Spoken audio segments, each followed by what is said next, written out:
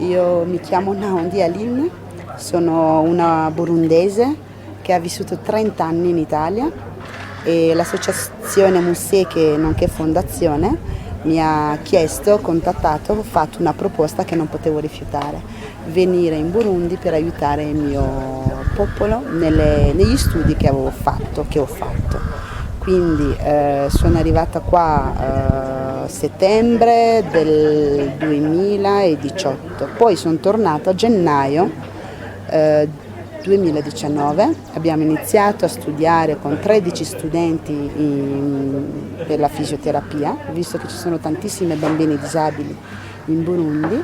Oggi, dopo abbiamo studiato da febbraio, abbiamo finito a novembre.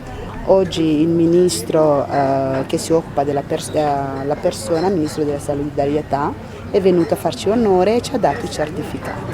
Quindi ringrazio molto l'associazione Museki che ha reso tutto ciò possibile, ringrazio molto il governo e il ministro che ci ha sostenuto, ha capito l'importanza di formare le persone.